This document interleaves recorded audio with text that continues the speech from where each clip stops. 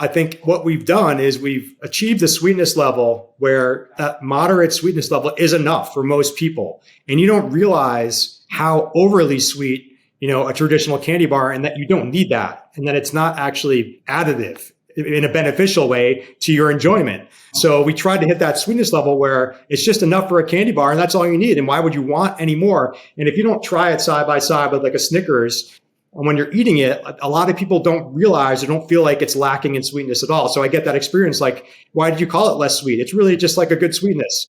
Welcome to Brands for a Better World, the podcast that brings you the stories behind the people and products building a more just, healthy, and regenerative future for us all. Tune in weekly, and together, we'll learn about why these better products and brands were created, how they're helping fix broken systems, and what you can do to support them. My hope is that you'll discover some new brands to love and get some sparks of inspiration that will help you live your best life. Hi, I'm your host, Gage Mitchell, founder of Modern Species, a sustainable brand design agency helping better brands grow to scale their impact. If you like this show, please help it grow by leaving ratings and reviews on your podcast app and by sharing your favorite episodes with your friends. Maybe this will be one of them. On this episode, I'm speaking with Stu Davidoff, founder of Gigantic, about what inspired him to make a better candy bar, why most people don't even notice his bars have less sugar, hint, better ingredients, the typical junk you might find in most candy bars, and what he's learned after 3 years on the market. We then wrap up with a fun rapid-fire question segment. Enjoy. Hi, I'm Stu Davidoff, the founder of Gigantic. Gigantic is a premium candy bar that we built from the ground up with better-for-you responsible ingredients for people who have given up those old-school sugar bombs but still crave that big, fun, super yummy experience that only a candy bar can deliver. Love it. And I'm excited to chat with you too, because it's actually pretty rare for me to be buying a candy bar, partly just because they're way too sweet for me. Even like as a kid, I leaned more towards fruits and veggies than super sugary sodas or candy bars, like the occasional candy bar, right? But like I kind of avoid most of them now because they have way too much sugar, and or I'm afraid to look at the ingredients panel to see what kind of garbage they put in there. So when maybe a mutual connection on LinkedIn, Lex Evan, mentioned your bars and said he was a huge fan. And yeah. I know he's an amazing, chef or baker with his products. So I trusted his taste and had to reach out to you immediately because I would love to be able to eat some candy bars and feel good about it. So appreciate you sending over some samples, tried them. My partner tried them. We're both a big fan now. And now I know I have a candy bar brand that I can support. Awesome. So I love it, like especially the lower sweetness, but also the unique flavors and ingredients I recognize. So I'm excited to chat a little bit more and dig in and share your story with our audience. Awesome. So let's dive in. So what drove you to create this sort of sweet candy bars? Well, there's a bit of a backstory. Unlike you, I was a kid that ate a lot of junk food and candy. I was a typical American suburban kid. Frosted Flakes and orange juice for breakfast, as horrific as that sounds. Back in the day, yeah. That's what we did. After college, I moved to New York. Landed up with this realization that I was sitting at a desk almost 80 hours a week, and I became more health conscious. At the same time, living in New York, I became exposed to all sorts of amazing food. It's part of the reasons I still live in New York City is the amazing food scene here. You can always find something new and interesting to eat. So I became somewhat of a foodie and health conscious at the same time. And probably about that time in my life, I gave up eating a lot of junk food, including candy bars, as much as I loved them as a kid. And So fast forward many years, and I've got kids of my own. It was October a few years ago, and I was sitting at this very table, which is my kitchen table. That's some kid artwork behind me, by the way. Not cool. And it was getting close to Halloween. I was sitting there. I'd left a job that I'd been at for 10 years in another industry in the financial world, and I was sitting there. I was working on another project. It was a beverage project in coffee and tea, but I was sitting there eating my salad as a healthy person often eats for lunch. And at the end of my salad, what I had in my house at at that point was like a dark chocolate bar. So at the end of my salad, like, sometimes you need something else. Otherwise, you'd be snacking in an hour or two. So, I broke up that piece of my dark chocolate bar and I was eating it and I was enjoying it, but a little tiny teardrop was rolling down my cheek, thinking about, what I really wanted was a candy bar. And thinking about my kids going out for Halloween and how no candy bar for me existed. Like when my kids would bring back their Halloween bag, that stuff just didn't even interest me anymore. And it was for a couple of reasons that you already touched on when you say, when you explain why you don't need candy bars, which is, they are made with a lot of junk. Candy bars are mostly even more than 50% sugar by weight, often. And the second largest ingredient is often dairy. So it often just tastes like this milky, sugary thing where artificial flavors are used to give it some sort of like identity other than, dairy and sugar. And I didn't even, even if I was willing to put that much sugar in my body at that time, I couldn't even enjoy the experience of eating one of those anymore because it didn't taste great to me. Right. So I was working on another CPG. After I left the financial world, I was working on this coffee and tea thing, and simultaneously started working on. That day, I was like, the light bulb went off that I really want to work on this, and I had some experience already developing a CPG That's product. Cool. Felt like, what, this is really motivating me to create, and I started working on it right away. That's sort of the origin. I mean, we can get more into obviously, I'm sure you've got some questions about what happened after that. Yeah. Well, one thing that you talked about that I think is interesting, and I feel like I've experienced the same thing, is this concept of palate drift, where the more you kind of shift your habits of eating healthier, or the more you try higher quality products that are like maybe less processed or products made with higher quality ingredients, you go back and you try the cheap junk that you used to have. Maybe it's like cheap snack food or cheap candy bars or whatever.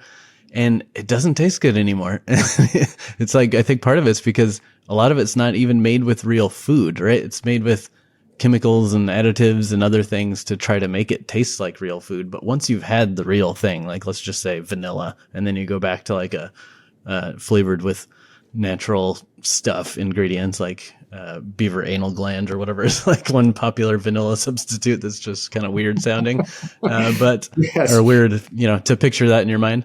But like, yeah, the flavors that are made in the lab. Yeah, I've heard of that. Right. Yeah, and even like a lot of the mainstream candy, like chocolate bars, truffles, whatever, it's like such a tiny fraction of actual chocolate or real ingredients. And it ends up being like primarily like fillers and stuff to get the product to be cheap or to get it shelf stable or something. So I totally hear you there on the old stuff just doesn't taste good anymore. So I love that you kind of had that focus, and it definitely comes through when you try the product. Like it tastes like I'm eating real, actually good ingredients. Yeah. That was one of the goals in product development was, to start with, legit, better for you, real ingredients, so that what you're tasting, it's going to be a delicious candy bar. You're going to have that, big fun, super yum experience of enjoying a candy bar, but everything you're tasting is real. And you can taste the different components of that candy bar. So, we start off with fair trade organic dark chocolate. It's 70% cacao, which is extremely high cacao chocolate to use on a candy bar. But I want people to taste that. If you were to eat a mainstream candy bar, you're starting with a milk chocolate or maybe a chocolate compound, which is large, which has very little actual, cacao in it. And then, these brands are using flavors, sometimes natural flavors, sometimes artificial flavors, to try to give it that origin flavor that you expect to taste.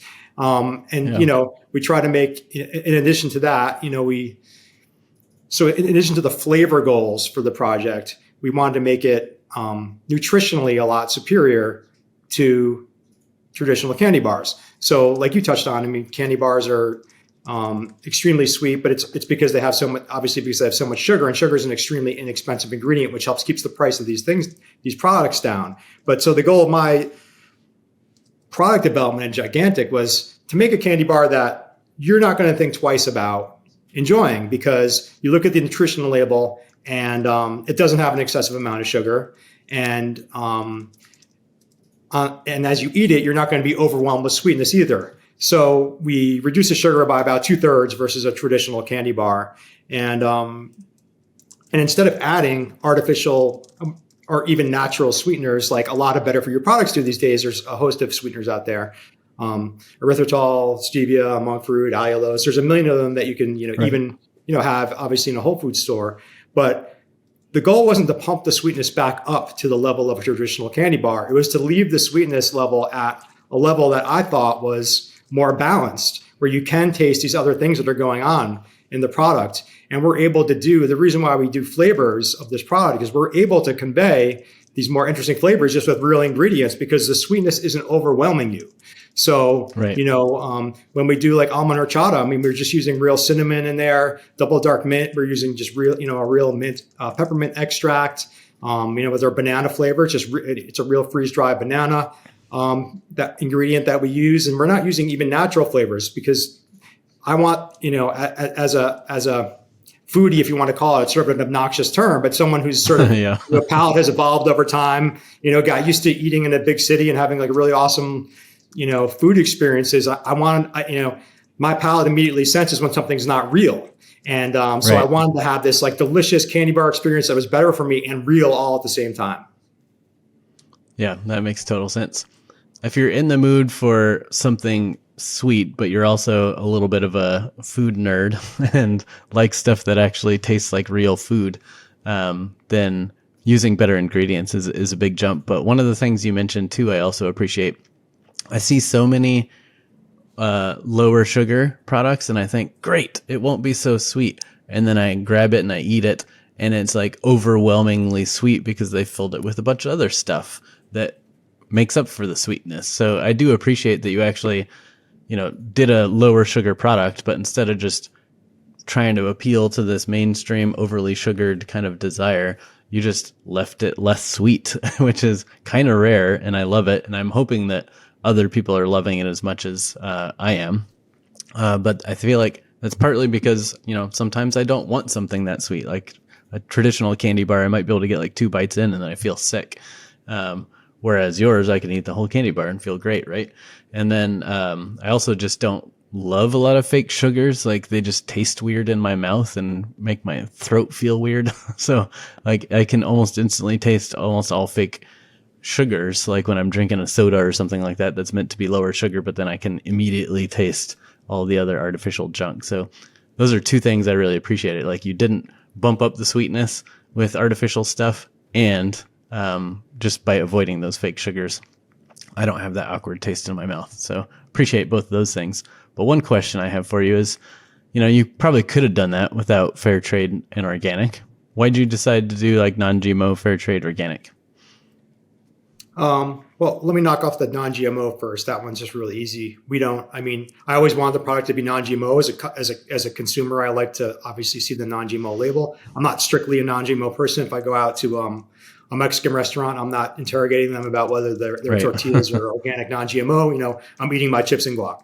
But when I'm shopping in the store, I do really value seeing that non-GMO label. And for our product, there were very few ingredients where even a GMO version exists. So it was pretty straightforward to make sure we were non-GMO. It was still a huge deal to get. We just got our non-GMO project certain verification. Yeah. It's not on the packaging yet, but that is still a long process to get it, even when your ingredients are pretty clean to begin with. So organic and fair trade, that was especially important for me on the chocolate. Just starting this business and being an entrepreneur in this industry for the first time. And just understanding, the greater state of the planet. One of my goals was to not put something out into the world that was going to be a negative force or do harm to people and the planet. I wanted to make choices in developing this product that would be better for humanity and better for everyone here, the planet itself. So chocolate has a real, history of abuse of the people Right. who are harvesting the cacao. In terms of slavery, child labor, and it's something I didn't obviously want to be part of. And luckily, the industry has evolved quite a bit. That if you're a small supplier, there's plenty of good sources. A small brand like us, there's plenty of good sources and reputable suppliers who've been around for a while who have direct trade relationships with their growers, and where you can buy certified organic chocolate pretty easily. I mean, I understand why huge companies have a bigger problem because there's a limited amount of that chocolate, a limited amount of that cacao. But as a small brand, it was like a priority for us. Obviously, it costs more, and your selection is more limited. But it was a real priority for me. Just in terms of organic, also, it's something I really value as a consumer. Our product isn't completely organic. In my younger days, I came across that Dirty Dozen organic thing, where as a consumer, I really value like making sure the most important things I eat are organic. I eat a ton of berries. It's like one of my favorite foods. So, and those are always in the Dirty Dozen. So I've always prioritized like organic for that. But I wasn't able to make Gigantic completely organic. The price of the product would have been sort of bonkers. But for the biggest, most important ingredient, which is our chocolate, it's fair trade organic. Then I think about half of our other ingredients where I could source them organically or sourced organically. Obviously, again, just wanting to, I kind of, and the other thing we did, which we haven't touched on yet, is to make the product plant-based. And, most candy bars, especially when you're talking about caramel is a dairy product. I'm not like an anti-dairy evangelist or anything, but at the same time, putting a new product into the world and recognizing how, industrial, animal agriculture on this planet is a really negative force. And, that goes for industrial dairy as well. I didn't want to be part of that. And, I think we all sort of have a responsibility when creating something new to make the better choice and to say, like, if I can make this without animal products, like I'm going to try. And it wasn't clear that we could, because caramel, there's very few products that I've tried that are made with plant-based ingredients to create a caramel that was really delicious. And it took a lot of R&D, and it was probably the biggest innovation of Gigantic to make this caramel, typically dairy and sugar, right? So when we're making something that's not with dairy and has a lot less sugar, so we're really going back to the drawing board on how do you create a delicious candy bar caramel that isn't made with the two main ingredients that typically caramel is made from. So those are some of the choices I wanted to make, and bringing a new product to the market. Stuff. Maybe we're focused on the wrong stuff. What if we could do better with the stuff we buy? Support businesses that do the right thing for the planet, create less waste, rebuild ecosystems, and protect the land and its natural resources. Give gifts that are more thoughtful and more thoughtfully made, promoting safe working conditions, fair wages, and diverse communities. Good business exists if you know where to look. Don't give the wrong stuff this holiday season. Give the good stuff. With the Impact-Driven Gift Guide, we've made giving good easy.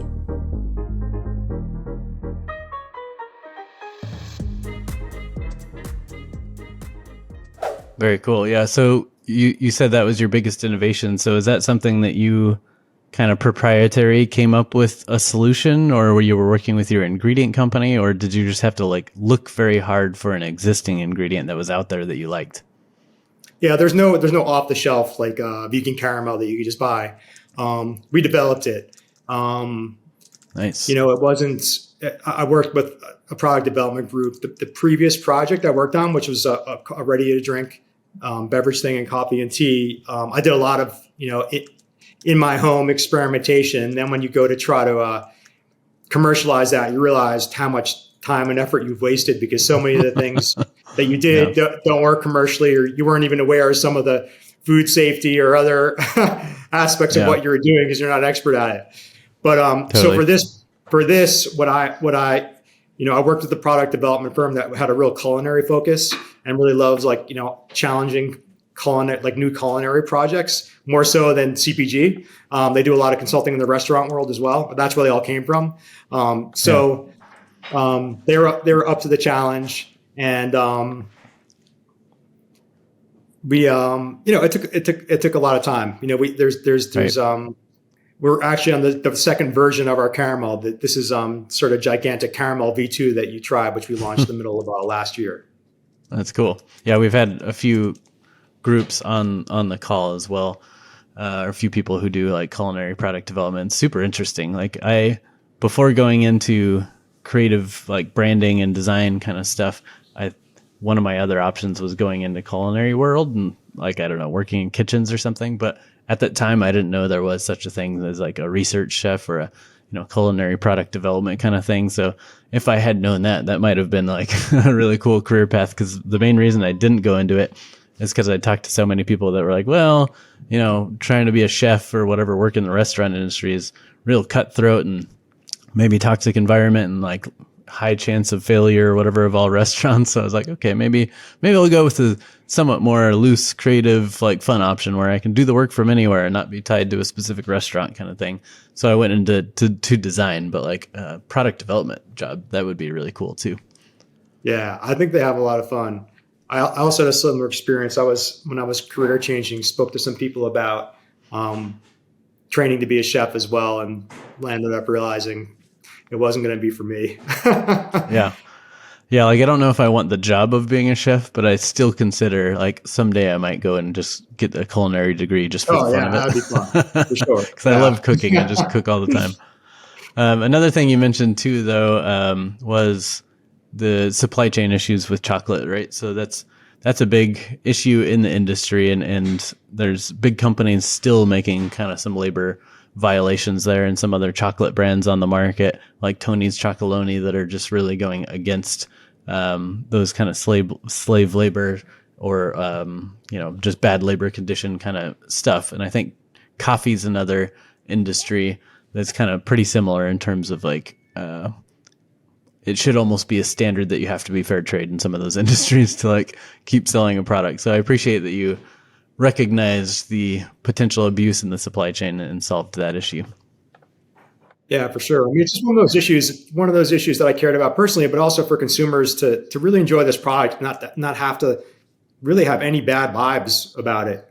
Just trying to make sure that you've addressed everything nutritionally, flavor, ingredients, sourcing, so that way you just fully enjoy this product and period. Not have any reservations about it. That makes sense. And I know, again, I mentioned for me that I really appreciate the sorta sweet kind of aspect of it rather than just the reduced sugar, but still fully sweet kind of direction that a lot of people go. How's that consumer feedback been so far? Like, are there a lot of people like me that appreciate the less sweet? Are more of your customers buying the product just because they're trying to reduce sugar from a health standpoint, but they wouldn't mind it being more sweet?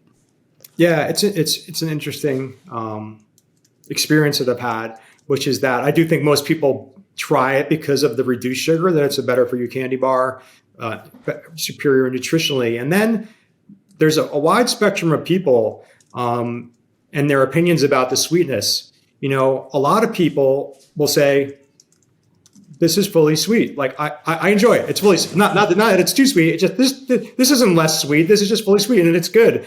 And some people say, I really like the fact that it's like not too sweet. And I think sometimes you just you need that point of comparison in front of you. I think what we've done is we've achieved the sweetness level where that moderate sweetness level is enough for most people. And you don't realize how overly sweet, a traditional candy bar, and that you don't need that. And that it's not actually additive in a beneficial way to your enjoyment. So we tried to hit that sweetness level where it's just enough for a candy bar and that's all you need. And why would you want any more? And if you don't try it side by side with like a Snickers, when you're eating it, a lot of people don't realize or don't feel like it's lacking in sweetness at all. So I get that experience. Like, why did you call it less sweet? It's really just like a good sweetness. So, I mean, and then, I think that people who are really more attuned to sweet, not liking sweet stuff can sense it more readily, and they're really happy about the fact that it's sort of sweet or not, just moderately sweet, not super sweet. But I think most people, don't even realize when they try it. Right. That's interesting, especially because I think you lean pretty far into. Anyone watching on video, I'm holding up a package right now, but like on the side of the package, like you go all in on the sort of sweet, super yum kind of messaging, right? So it's interesting that like the core message or differentiator, a lot of people are like, what? I don't notice that it's not that sweet. Yeah, it's funny. And that might be something we're, at a startup, you're always evolving and tweaking and trying to, hone in on what's the right messaging. And that might be something we maybe don't have as big on the side of the package anymore. Where, we maybe call it out as a flavor descriptor somewhere when we're talking about it, but maybe not the main call out for the product because, I do think it's the nutritional profile and the sourcing that that's really most people's driver to try the product to begin with.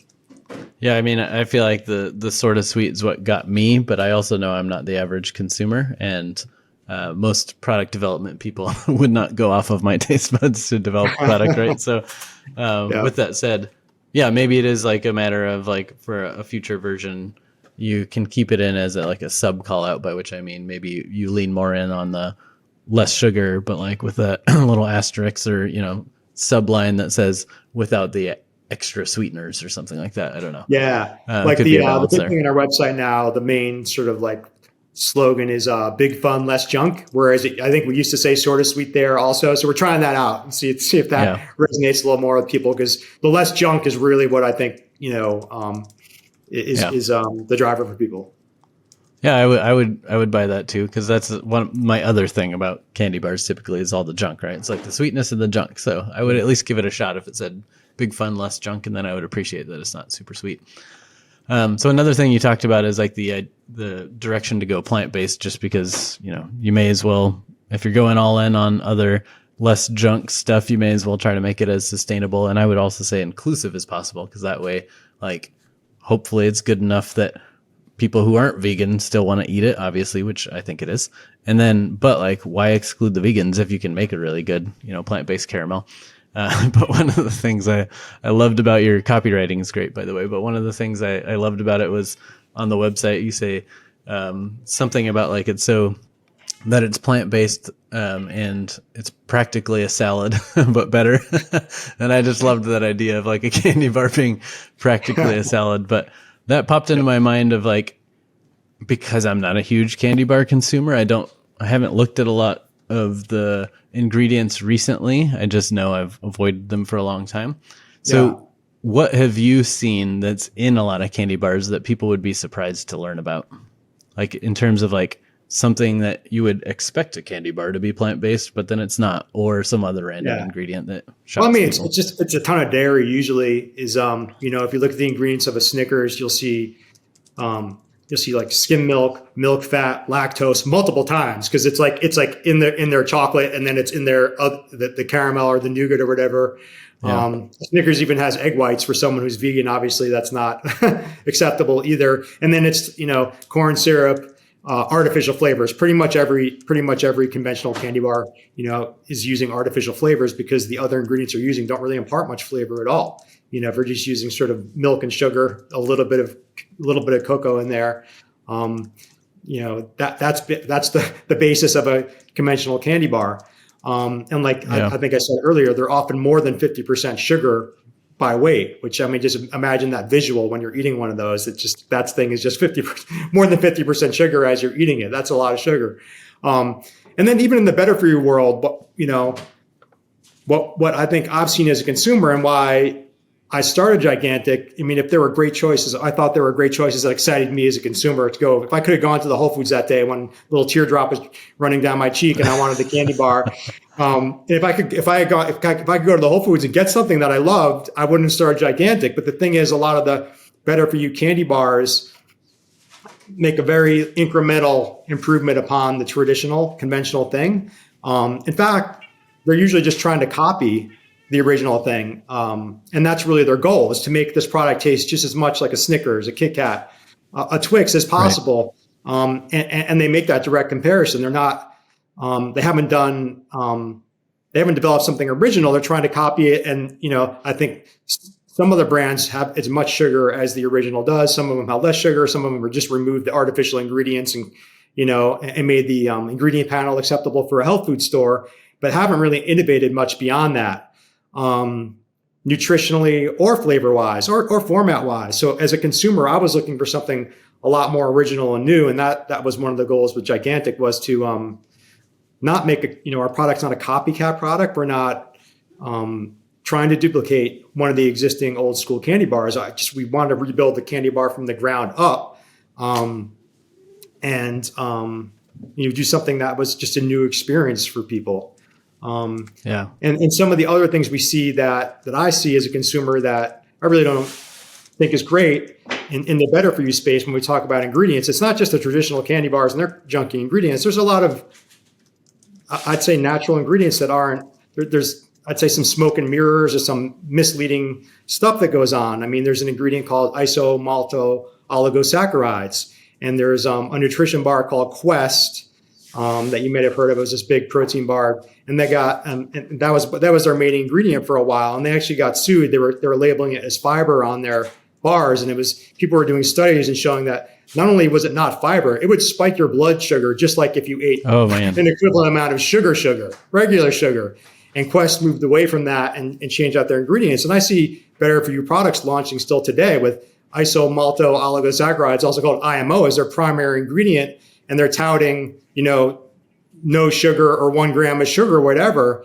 And, I think it's kind of, I don't like seeing that as a consumer. I think there's most people won't know what that ingredient is and don't know about the history of it and the studies. And, it just shows up. It's all carbs on the nutritional panel. It's not sugar carbs, but it's the kind of carb that your body can just turn to sugar right away. Or that's what the studies show. I'm not the authority on it, but that's like an ingredient. I feel like we can do better than that, in this industry. And the new thing that's also a lot of smoke and mirrors is this FDA, regulation regarding added sugars. Whereas, if your sugar comes from sugarcane, like we use in our caramel, we use a little organic light brown sugar from sugarcane, that's considered, added sugar on your ingredient panel. If I were to use like date syrup, for example, with the equivalent amount of sugar, it wouldn't be considered added sugar. It would be in total sugar, but not added sugar. So there's brands, as a brand, think about this, for example, like an Amat's apple juice is all the sugar is from apple, let's say. You could claim that glass of sugar water has no added sugar and put that on the front panel of your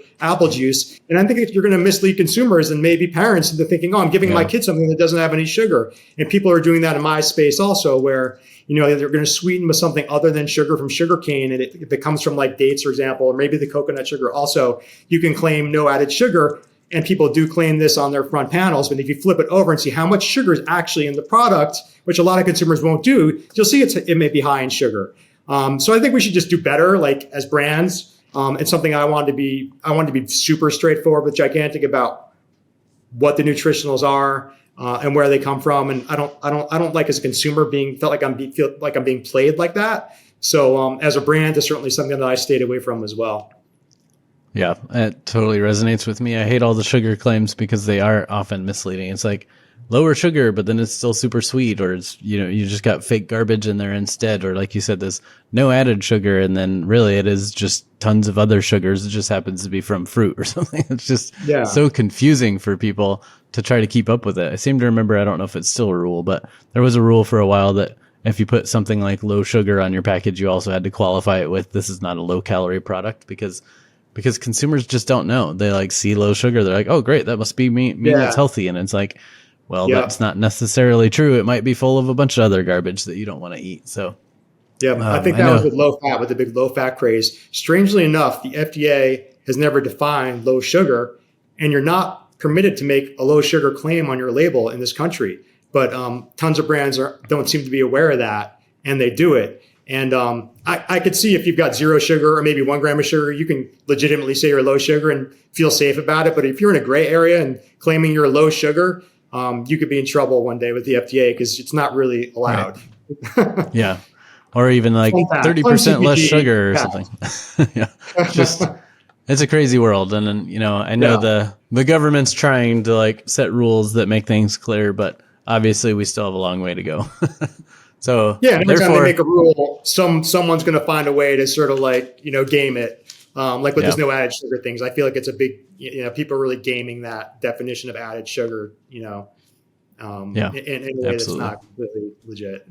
Because they know it's like such a huge driver for consumers. So they're just trying to find any way they can use that claim and then probably pushing rules through the FDA so that they can. It's ridiculous. So you're about 3 years in now, I think, with Gigantic. What's been the biggest surprise, biggest challenge, and biggest win so far? Yeah. What are we starting with? Surprise. Surprise to me was, I guess, how complex and convoluted this industry is. I used to work in the financial world, looking at like 6 computer screens with all sorts of complex, convoluted stuff on the screens, and it was sort of easy for me to understand, over time at least. And then I got into this industry, and I thought it would be simple. I was like, I think a lot of entrepreneurs come in this industry and they're like, what is it? It's food. I know what a pretzel is. I don't know what a chip is or a cookie. Like, how hard could this be? And then you get into the industry and you realize how, especially in distribution, with all the different retailers and distributors and the way things are moved around and the way that all the pricing and stuff works behind the scenes and who's getting what. It's really hard to navigate and a lot more like onerous and complex than I expected. So I sort of heard something about that. I was like, how hard could it be? But that was surprising. The challenging thing I think for me was just being a first time entrepreneur and transitioning into this world was really challenging and still has been challenging for me. Like I came from a world where what I did for 10 years is almost akin to playing a video game where I'd sit there and look at computer screens and, react to things mostly. I mean, we make investments, which was actually a proactive process. But once those investments were made, we're like watching the screens and reacting to things that were affecting us and sort of playing a little game. And then, when you're starting something from scratch, the game doesn't even turn on unless you make it turn on that day. Like nothing happens. There's like everything's on you every day. The burden of just like, pushing the boulder up the hill or whatever they say, like every day is on you. You got to wake up and do it every day. And that was sort of a wide awakening because I think I was more in the mindset of someone who was more of an analyst, and now you're a creator and you're making things happen every day. And there was like a fun process of creation at the beginning, but the day you sort of launch, all of a sudden you're in this world where you got to make it happen every day. So that's been the biggest challenge for me, just adjusting to that personally and that sort of like, way of work. And the lack of structure that brings, because you just every day is like you make your day. You're going to make it happen. What was it the biggest win? I feel like the biggest win was, because this was really to me when I started Gigantic. I mean, ultimately I wanted it to be a business, but I took the view that it was a creative project. Like I just wanted to put something amazing and delicious and beautiful and fun into the world that I hoped other people would like.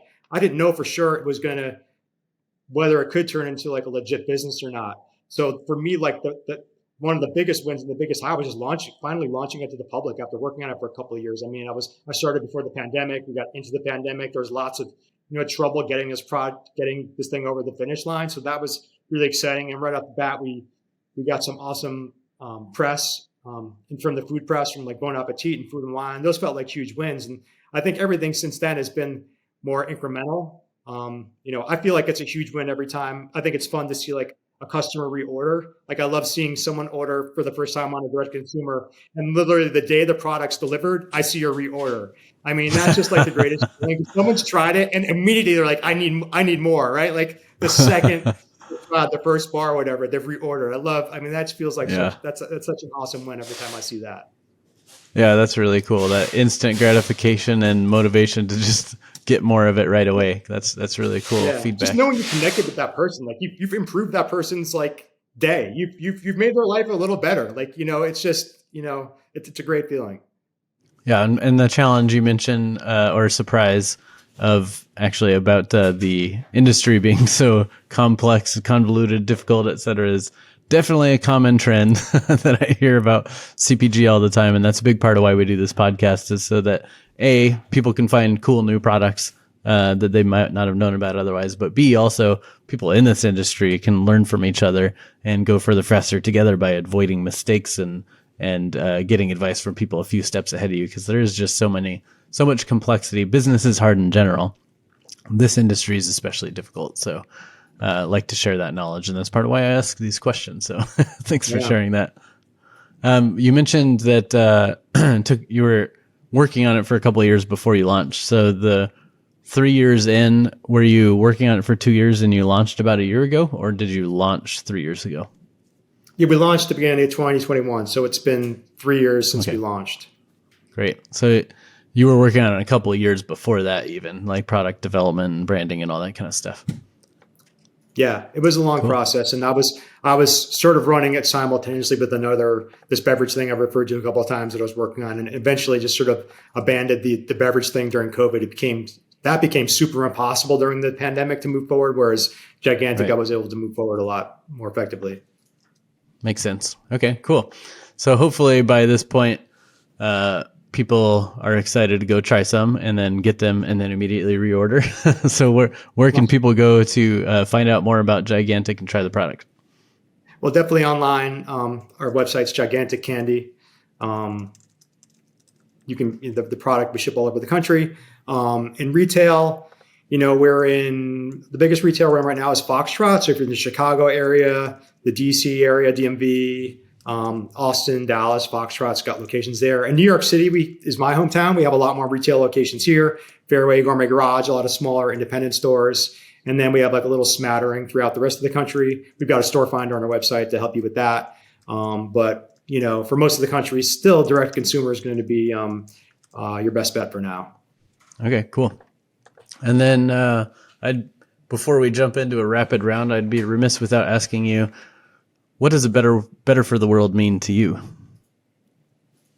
Well, we touched on it a little bit throughout this conversation, but better for the world in the context of CPG or just more generally, I think better for the world is, elevating the state of humanity and the planet. Like what you're doing, making things healthier for people on the planet, making people happier, making their lives more enjoyable, while sort of doing no harm. Like as humans, we consume, like we biologically need to consume, and there's going to be some inherent, challenges in making sure we don't do harm in that process, especially when there's so many of us. But making choices that make that process, less harmful and better for our health and better for the health of the planet. That's the way I view it.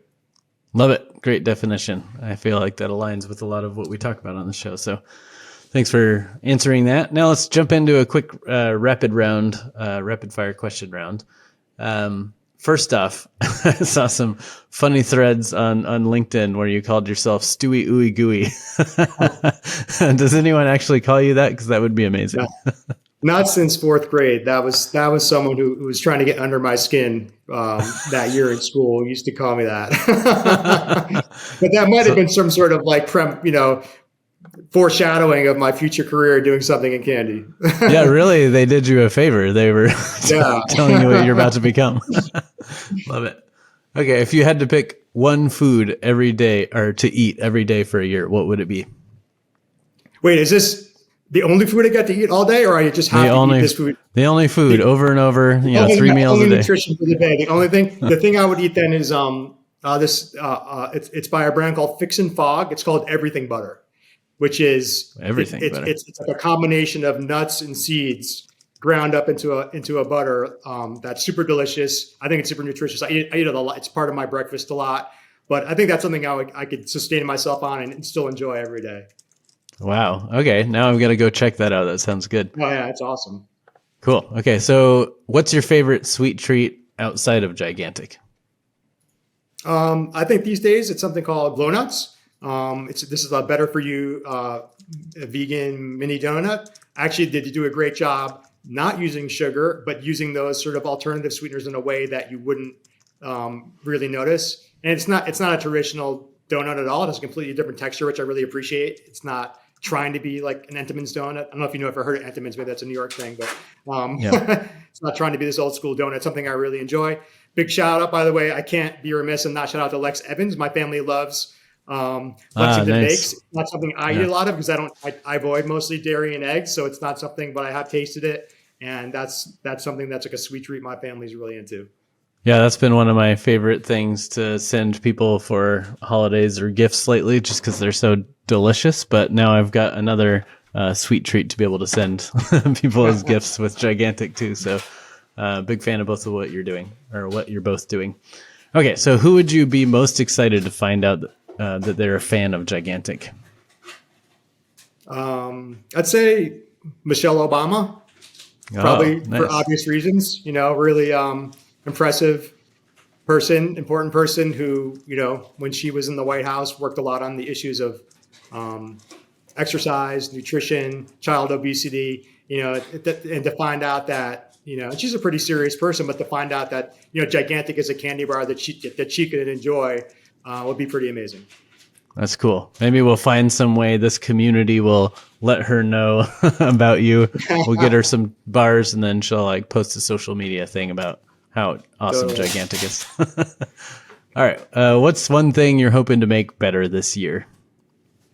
One thing I want to make better is, I'm trying just to be a better husband and father. One thing that happens when you have your own business and you're an entrepreneur and you're a startup, I'm still a solopreneur, so I do everything myself, is, you have this dream that running your own business will give you more time to spend with your family. But the reality is it's quite the opposite, which I'm sure everyone probably says once they're in it. It is the opposite. And so the focus on your business sometimes means you don't spend the quality time that you hope with your family. So that's really a goal for me this year, to make that I can do better. That's a really good goal. And I would say I've been an entrepreneur for about 15 years now, and I do have some team members, and sometimes when everything's just gelling correctly and like you've got the right team, you got the right systems and all the right projects and everything's going smoothly, I can take a little more time and have flexibility and be like, you know what, I'm going to go to a movie in the middle of the day or something like that. Like, have a little bit more flexibility there. But most of the time it just means I'm the guy working, 12 plus hours a day, like 5 to 7 days a week, So that's also a goal of mine too, is partly just to work on systems and stuff this year so that I can dial a little bit back, maybe only work 10 hours a day or something like that. I don't know. I don't know what's possible there, but to try to find ways to prioritize my health and, quality time and get back into creating art, like that kind of stuff. So I love that. Makes total sense. Well, that's all we've got for today. So I want to just say thank you for deciding this was a problem we're solving, and then actually taking action towards solving it and creating something that finally allows me to jump back into the candy bar market as a consumer. So I appreciate you doing what you're doing. And, along that way, also just doing so many of the right things with, fair trade, or whether it's plant-based or organic or fair trade. I already mentioned fair trade, no artificial, sweeteners and all that kind of stuff. I appreciate all the kind of detail you put into the brand, as well as the fun branding and humor that you have in the copywriting. So big fan of all those things. So I appreciate everything you're doing. Thanks, Gage. That's music to my ears. I love to hear that the product and what we're doing resonates so nicely with you. And I really appreciate you having me on your podcast. So, more people can hear about Gigantic and the story, and really love what you do for all of us in the CPG world. Thanks for listening. To learn more about Gigantic, visit giganticcandy.com. If you like this show, remember to help us grow by liking, reviewing, and sharing. If you're new here, don't forget we have over 100 episodes in the archive. Some might be called Evolve CPG, but it's the same show, so dig in for more goodness. If you consider yourself an impact-driven professional, join me over at impactdriven.community, where we're supporting each other's growth as impact leaders.